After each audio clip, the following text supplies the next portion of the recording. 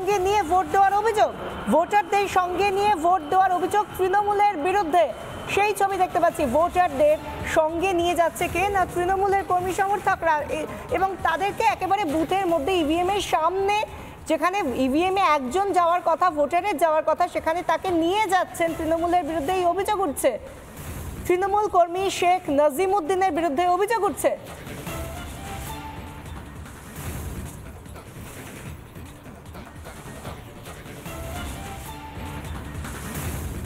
এই ঘটনা, ইলামবাজারের এই ঘটনা, যেখানে ভোটারকে প্রভাবিত করা হচ্ছে, ভোটারকে সঙ্গে নিয়ে ভোট দিতে নিয়ে যাওয়া হচ্ছে, শেখ নাজিমউদ্দিনের বিরুদ্ধে অভিযোগ তৃণমূল কর্মীর বিরুদ্ধে।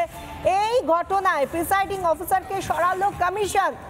এই ঘটনায়, ইলামবাজারের এই ঘটনা সামনে আসার পর প্রিসাইডিং অফিসারকে সরালো নির্বাচন কমিশন।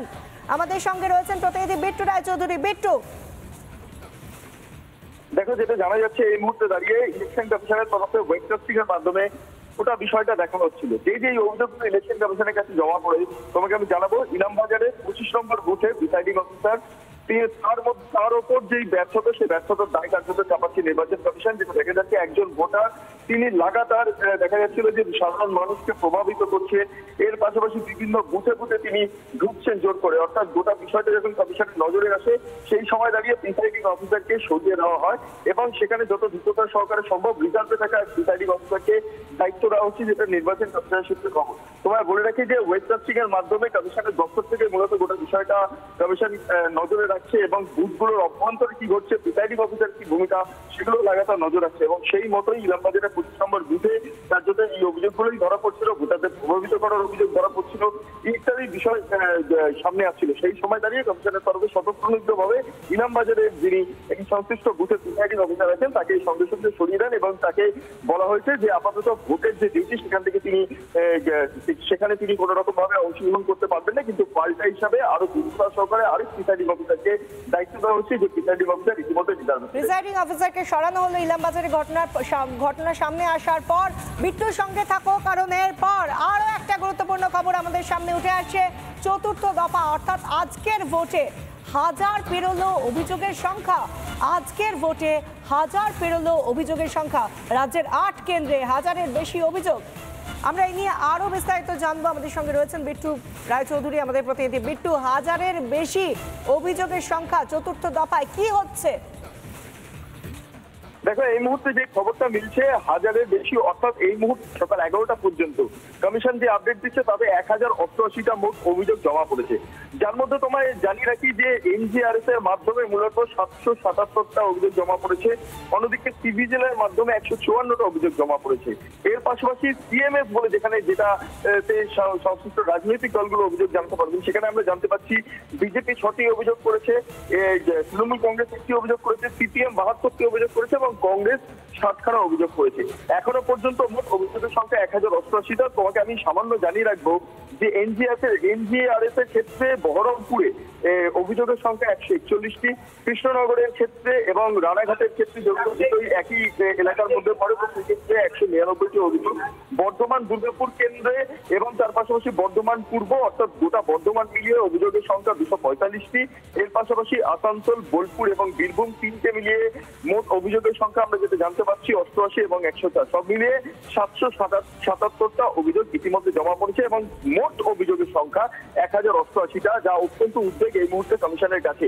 এবং যেটা জানা যাচ্ছে যে আগামী আর 1 ঘন্টার মধ্যে যেই অভিযোগের সংখ্যা, সেই সংখ্যা আরো বাড়বে এবং সেই সংক্রান্ত রিপোর্ট কমিশনের তরফে দেওয়া হবে এবং কমিশন আশঙ্কা প্রকাশ করছে সংখ্যাটা প্রায় 1,500 থেকে 2,000 ছাড়িয়ে যেতে পারে। ধন্যবাদ বিট্টু।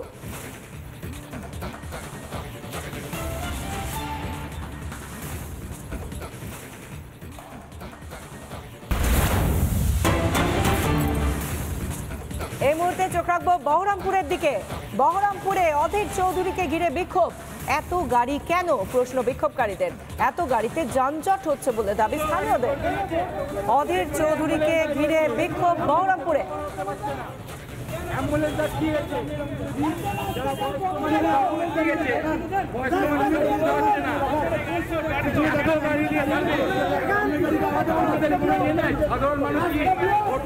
এত গাড়ি কেন, প্রশ্ন বিক্ষোভকারীদের। অধীর চৌধুরীকে ঘিরে বিক্ষোভ। আমরা আরো বিস্তারিতভাবে জানবো কি ঘটেছে। আমাদের সঙ্গে রয়েছেন প্রতিনিধি ইন্দ্রাশিস বাগচি। ইন্দ্রাশিস, কি ঘটেছে, কিসের জন্য অধীর চৌধুরীকে ঘিরে বিক্ষোভ?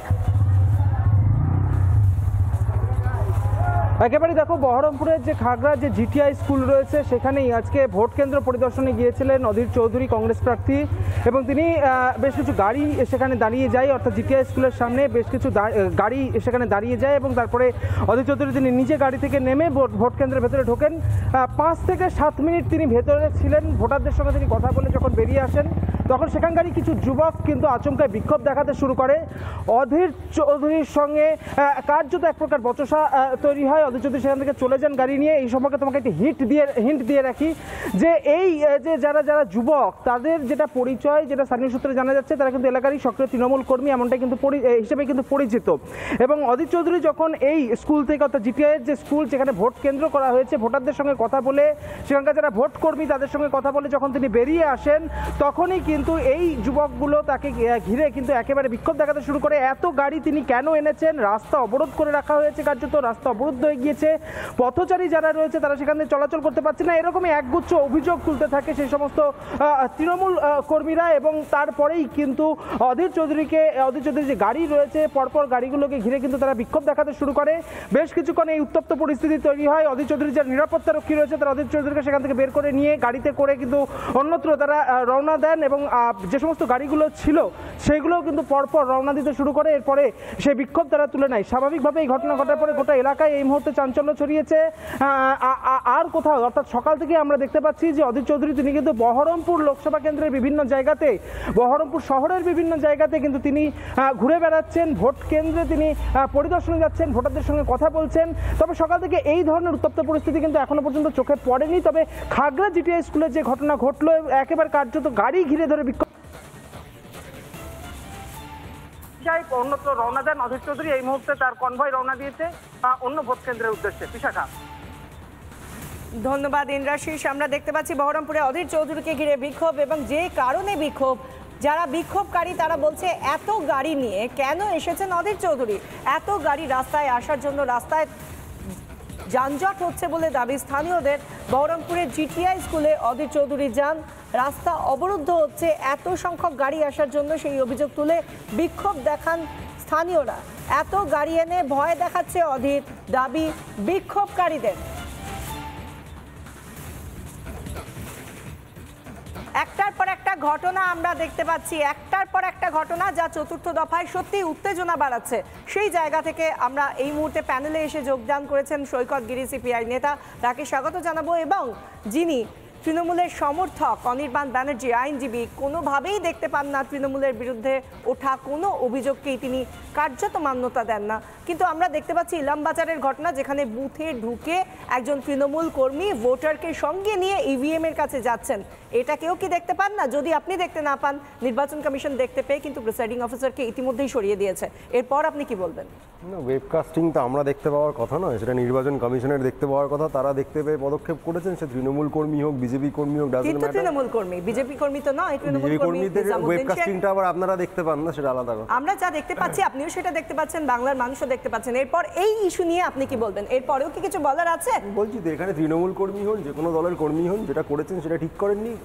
ইলেকশন কমিশন ব্যবস্থা নিয়েছেন এবং বহু জায়গাতেই, আমি শুধু বাংলার কথা বলছি না, বহু জায়গাতেই অভিযোগের যে প্রশ্ন, ভারত ভ্রমণে বেরোবেন না, আজকে আমরা বাংলার কথা বলছি। শুধু বাংলাতে হচ্ছে না, এই মুহূর্তে আমরা রিপাবলিক বাংলায় বসে বাংলা নিয়ে আলোচনা করছি এবং ঘটনাটা ইলামবাজার, যেটা খাঁটি বাঙালির বাংলার। আমরা আসবো, আমরা ইউক্রেন যুদ্ধ নিয়ে কেন খবর হতো? যখন ইউক্রেনের যুদ্ধ নিয়ে কথা বলেছি তখন ইউক্রেন নিয়েই কথা বলেছি, বাংলার 42 নিয়ে কথা বলিনি। নীলাভর কাছে আসবো।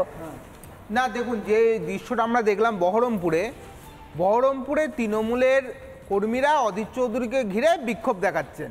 আসল লক্ষ্যটাকে অধীর চৌধুরীকেও এখানে আটকে রাখা, যাতে বহরমপুর জুড়ে সন্ত্রাস করবে তৃণমূল। বহরমপুর একটা অত্যন্ত শান্তিপ্রিয় এলাকা, সেখানে যদি গন্ডগোল করা হয় সাধারণ ভোটাররা ভোট দিতে আসবেন না ভয়ভীত হয়ে। এটাই তাদের একমাত্র লক্ষ্য। আদতে বহরমপুরে তৃণমূলের পায়ের নিচের মাটি সরে গেছে, তৃণমূল থার্ড পজিশনে থাকবে। আমি এখানে দায়িত্ব নিয়ে বলে যাচ্ছি আপনাদের এই ক্যামেরার সামনে। সেই জায়গায় দাঁড়িয়ে ওইখানকার যে চেয়ারম্যান আছে গুন্ডা নাড়ু, ওর নেতৃত্বে এই ছেলেরা মিলে মস্তানি করে বেড়াচ্ছে এবং আমার মনে হয় অবিলম্বে উচিত কেন্দ্রীয় বাহিনীর লাঠি পেটা করে এদেরকে সরিয়ে দেওয়া। আমি এক লাইন বলি, আচ্ছা, এই 30 বিক্ষোভের seconds কথায় মনে পড়লেই অধীর বাবুর যিনি রাজনৈতিক সচিব, তাকে বিধান ভবনের মধ্যে যারা ধরে লাঠি পেটা করেছিলেন বা জুতো পেটা, তারা কিন্তু তৃণমূলও নন, বিজেপিও নন, সিপিএম নন, তারা কংগ্রেসেরই নেতা। এটা নীলাপদা জানেন। ব্যানার্জির বাড়ির টালিতে গিয়ে ঢিল ছুঁড়েছিল ফিরাদ হাকিম, ওসব কথা বাদ দিন না, কেন আলোচনায় আছে? আমরা আজকে একটা ছবি দেবজিৎ বাবু দেখতে পাচ্ছি যে হয় ভোটারদের বাড়ি থেকে যেতে দেওয়া হচ্ছে না সেই হুমকি দেওয়া হচ্ছে, ভোটারদের স্লিপ কেড়ে নেওয়া হয়েছে গত রাতেই, আর নয়তো যারা নেতা বা প্রার্থী তাদেরকে কোথাও গিয়ে ব্লক করে দেওয়া হচ্ছে, আটকে দেওয়া হচ্ছে। ঠিক কি কারণে? অদ্ভুত একটা ডাবল স্ট্যান্ডার্ড চলছে এই ওয়েস্ট বেঙ্গলে। আপনারা দেখুন পশ্চিমবঙ্গে কি চলছে। এই একটু আগে আপনারা দেখালেন যে 1 ঘন্টার উপর জিতেন্দ্র তেওয়ারি আটকে আছেন। অধীর চৌধুরী কংগ্রেসের বিরোধী বা দলনেতা, তাকে বিভিন্ন জায়গায় বাধা দেওয়া হচ্ছে। তার কত গাড়ির কনভয় নিয়ে নাকি সমস্যা হচ্ছে। আমি বুঝতে পারছি না আজকে ভোটের দিনে কেন রাস্তায় জ্যাম হচ্ছে বা কিছু হচ্ছে বলে এত লোক চেঁচামেচি করছে। এবারে হচ্ছে যে এই যে ঝিটকা পোতা বলে মুর্শিদাবাদ লোকসভার একটা অঞ্চল আছে, সেইখানে 77 নম্বর করিমপুর বিধানসভার 117 নম্বর বুথের একজন ভোটার আছেন যার নাম সঞ্জয় জোয়ারদার ওরফে জহর। এই জহরকে নিয়ে মহুয়া মৈত্র কৃষ্ণনগরের আনন্দময়ী তরুণ সংঘ বেয়ানাগারে ঢুকে পড়ছে। অভিযোগ উঠে আসছে ইতিমধ্যেই জাতীয় নির্বাচন কমিশনের কাছে হাজারের বেশি অভিযোগ জমা পড়েছে। দেবজিৎ সরকার, সৈকত গিরি প্রত্যেকের কাছে আসবো, কিন্তু এই মুহূর্তে একবার যাবো পিউ এর কাছে। পিউ।